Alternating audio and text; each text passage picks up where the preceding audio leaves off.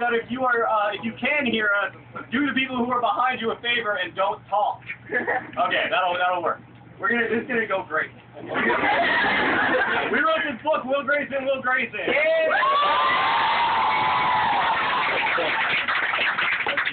How many of you have already read it? Okay, how many of you are lying?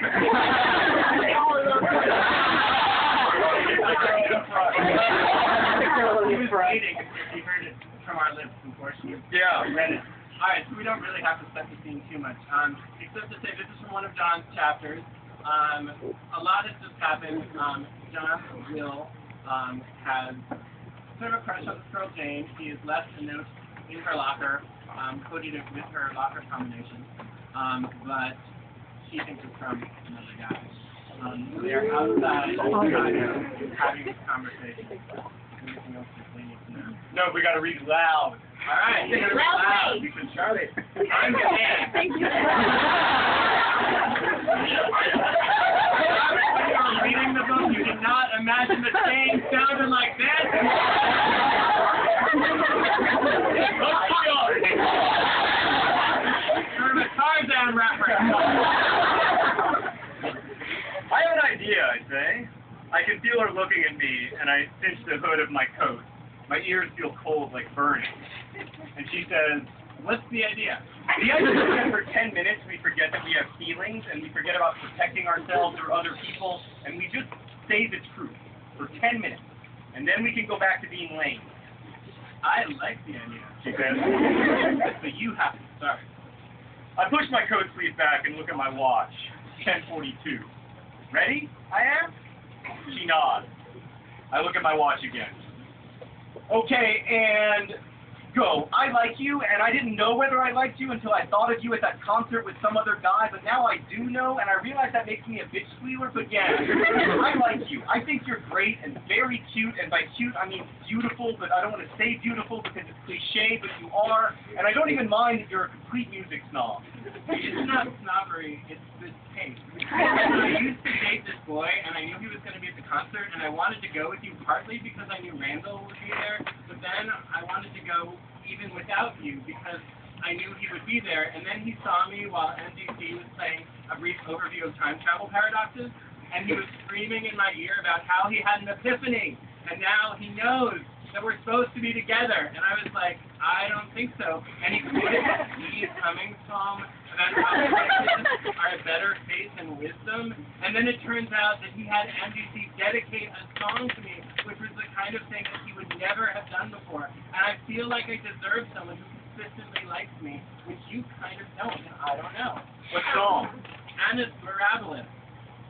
He's the only person who knows my locker combination, and he had them dedicated to my locker combination, which is just, I mean, I don't know. That's just, yeah.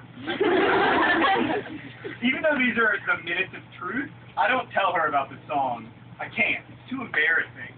The thing is, coming from your ex-boyfriend, that's sweet, and coming from the guy who wouldn't kiss you in your orange Volvo is just weird and possibly even mean. She's right that she deserves someone consistent, and maybe I can't be that.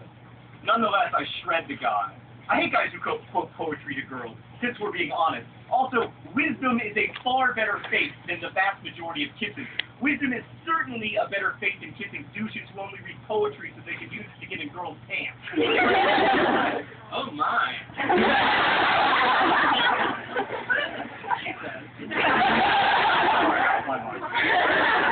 Honest Will and regular Will are so fascinatingly different. To tell you the truth, I just prefer your average run-of-the-mill, everyday jackass with his glass-eyed, slack-jawed obliviousness to the guys who try to hijack my cool by reading poetry and listening to halfway good music.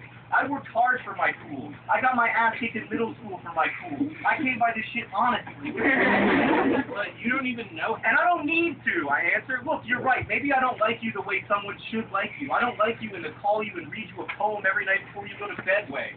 I'm crazy, okay? Sometimes I think, like, God, she's so hot and smart and kind of pretentious, but that pretentiousness just makes me kind of want her. And then other times I think it's an amazingly bad idea that dating you would be like a series of unnecessary root canals with occasional makeout sessions. Because I think both, and it doesn't matter, because I'm your plan B, and maybe I'm your plan B because I feel that way, and maybe I feel that way because I'm your plan B, but regardless, it means you're supposed to be with Randall, and I'm supposed to be in my natural state of self-imposed hookup exile. So different. She says again. Should you be like this permanently? Probably not, I say. How many minutes do we got? 4, I say. And then we're kissing.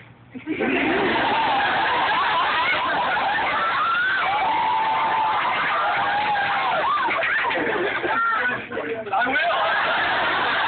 Good. I lean in this time, and she doesn't turn away. Cold, and our lips are dry, nose is a little wet, forehead sweaty beneath wool hands. I can't even touch her face, even though I want to, because I'm wearing gloves.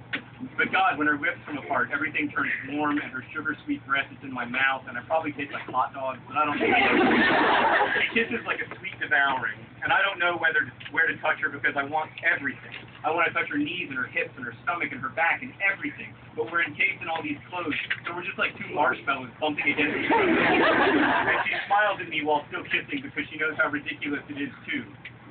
Better than wisdom? Yeah, her nose touching my cheek. Tight race, I say, and I smile back as I pull her tighter to me. I've never known before what it feels like to want someone. Not to want to hook up with them or whatever, but to want them, And now I do. So maybe I do believe in epiphany. She pulls away from me just long enough to say, What's my last name?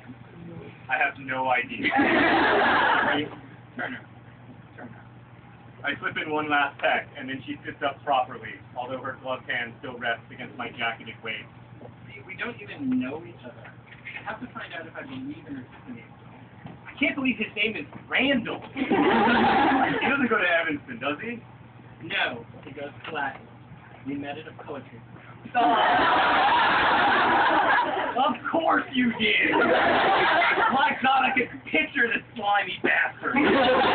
Tall and shaggy-haired, and he plays a sport, soccer probably, but he pretends like he doesn't like it, even though he does like it. He pretends like all he likes is poetry and music and you, and he thinks you're a poem, and he tells you so, and he's slathered in confidence and probably body spray. She laughs, shaking her head. Water polo. Ah, Jesus, of course, water polo. Yeah, nothing says punk rock like water polo. She grabs my arm and looks at my watch. 1 minute. You look better when your hair is pulled back, I tell her in a rush. Really? Yeah, otherwise you look kind of like a puppy. Stand up straight. Time!